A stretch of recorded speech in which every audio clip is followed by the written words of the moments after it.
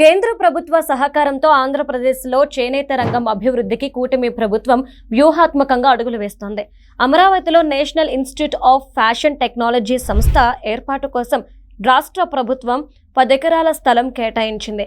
ఈ భూమిలో నిఫ్ట్ విద్యా సంస్థ నిర్మాణానికి అవసరమైన 280 కోట్ల రూపాయలను విడుదల చేయాలని సీఎం చంద్రబాబు కేంద్ర మంత్రి గిరిరాజ్ సింగ్ను కోరారు. రాజధాని ప్రాంతంలో చేనేత హస్తకళ మ్యూజియం ఏర్పాటు చేయాలన్నారు.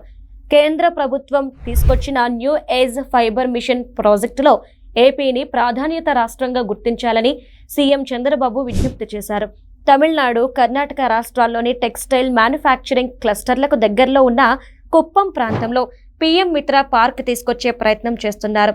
నేషనల్ హ్యాండ్లూమ్ డెవలప్మెంట్ ప్రోగ్రాం కింద మంగళగిరిలో 22 కోట్ల రూపాయలతో చేనేత పార్క్ ఏర్పాటు ప్రతిపాదనలు కేంద్రం ముందుంచారు. రాష్ట్రంలో కొబ్బరి ఎక్కువగా పండే ప్రాంతాల్లో కొబ్బరి పీచు పరిశ్రమను బలోపేతం చేసే విధంగా coir board mechanised husk processing యూనిట్లు, కాయిర్ జియో టెక్స్టైల్ పరిశ్రమల స్థాపనకు కేంద్రం సహకరించాలని సీఎం చంద్రబాబు కోరారు. కొబ్బరి పీచుతో పాటు అరటి, చెరకు, పైపాపిల్ నారాలతో వైవిధ్యమైన ఉత్పత్తుల తయారీకి ప్రోత్సాహం అందించడానికి కేంద్రం ముందుకొచ్చింది. వీటితో చాపలు, జియో టెక్స్టైల్ రోల్స్, ఇంకా కంపోజిట్ బోర్డులు వంటివి ఉత్పత్తి చేయొచ్చు. చేనేత హస్తకళల ఉత్పత్తులకు విలువ జోడించడం ద్వారా నేత కార్మికులకు ఆదాయం పెరిగే అవకాశం ఉంది. National institute of fashion technology వంటి సంస్థలు వస్తే స్థానిక వస్త్రాలకు అంతర్జాతీయ బ్రాండింగ్ కల్పించవచ్చు.